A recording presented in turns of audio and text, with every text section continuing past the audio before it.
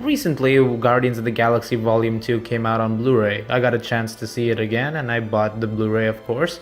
And I watched the film. I already really liked the film, so it was not a hard problem watching it again. And I thought to myself, man, the songs in this movie really stick out, don't they? However, something else came to my knowledge. The score sticks out too. I'm usually a person who tries to pay as much attention to score as possible because I'm an avid listener of soundtracks. I try to find details in soundtracks that sometimes people would choose to avoid or choose to ignore because sometimes soundtracks are not given the kind of love that they should be. That said, when I started listening to Guardians Volume 2 score, I found something interesting.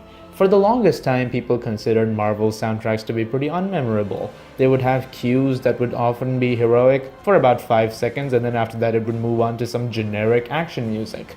This is a complaint that's brought up a lot.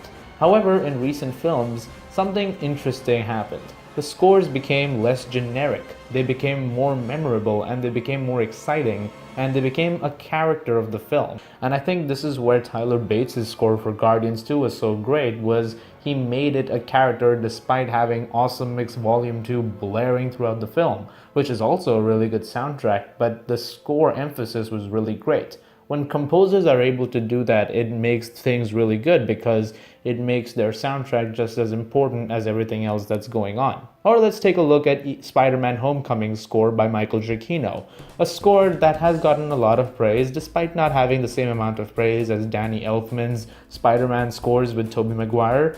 That said, the score was also a character of the film, so whenever Peter Parker had a moment, the score was a part of everything that was going on around him and everything that was going on in his life, as well as the Vulture's life. Vulture's theme, for instance, is a prominent part of the film, and so on and so forth for other characters in the film.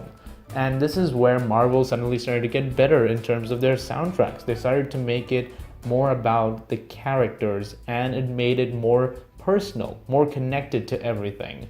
The last time there was a score like that for Marvel, it was just the last year actually, with Doctor Strange, also coincidentally by Giacchino, which made the soundtrack a character of the film that was going on, while also making it its own soundtrack that stuck out, which you could listen to on an iPod or on your laptop on iTunes. And that made it really interesting to listen to while also going around. Civil War, on the other hand, despite it being a movie that I really like, was a soundtrack which I feel like could have been a lot better and less generic. Now, I'm not saying that this is a criticism on Marvel itself, which it is not, but I feel like this is one thing which they've always lacked on, having a great soundtrack. And I think the problem with this is they never made it a character, unlike the last two films. And even in the TV shows, in the Netflix shows, they were a major character. With shows like Daredevil, Jessica Jones, Luke Cage, and The Defenders, and even Iron Fist for that matter, the scores were an important part of what evolved the character. So whenever their themes would play or whenever music would play in an action scene, it stuck out and was an important part of these characters' lives, especially in Defenders and a lot of moments like that. It was a part of the events that were going on around it was a part of the events that were going on around them and part of what made them who they are. Many times, scores fail to do that. The only other time I've seen superhero scores nail that, there's been a few exceptions. For instance, the Dark Knight trilogy, Hans Zimmer did a fantastic job of making the scorer as vital a character as the characters in the movie and the story which is taking place. Now, I'm not trying to do a Marvel DC comparison over here, but when superhero movies are able to do such a good job of making the score such a huge part of the proceedings of a film, like the dialogue and direction, it's worth mentioning. Just like Man of Steel did, or Batman v Superman, or even Wonder Woman. These are movies that did a really good job of making the score as vital as everything else. And this brings me to another Marvel movie, which is not in the MCU, but it's still definitely Marvel, which is Logan. Logan was a very somber and dark film, and the themes it was presenting were very real, and they were in a time where you could relate to the character in a way that the previous Wolverine movies were unable to do. And just like that, the score is also very somber, very depressing, and it's very beautifully haunting. So whenever it plays, you get a sense of eeriness while it's playing, just like the character in the film.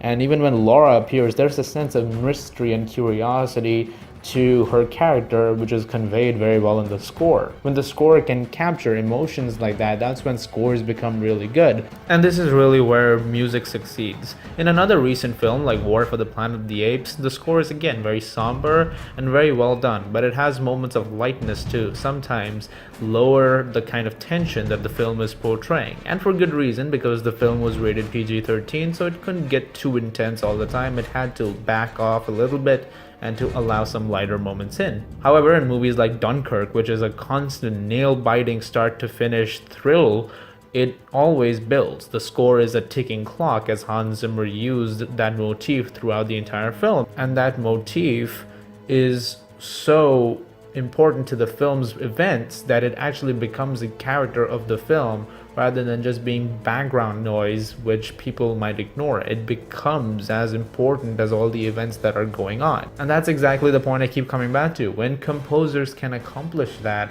that's what makes it so great. You can have the greatest instruments in the world, you can have the greatest orchestra in the world, but if you're not using them in the way that the film wants you to, or conveying the emotion that you want to while a person is watching a film, then what's the point of having the instruments and the orchestra and having so many years of experience if you're not going to be able to do that? Even in movies which may not be very good, if you're putting in that kind of effort, it sticks out. Earlier on my channel, I reviewed the soundtrack for Transformers: The Last Knight.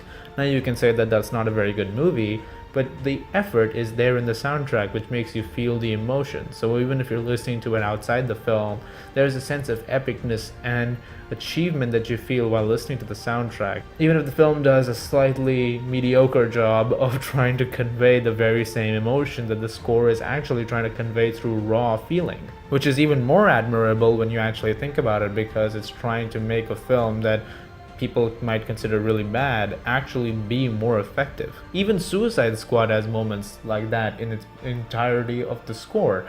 Phantom Menace has the same thing, and so does Attack of the Clones. And when films again can do that, that's quite remarkable. Iron Fist actually did that. It had a score which was actually pretty awesome, even if people didn't quite like the show itself. So in the end, maybe Marvel is trying to make a turnaround with actually making scores just as important as everything else.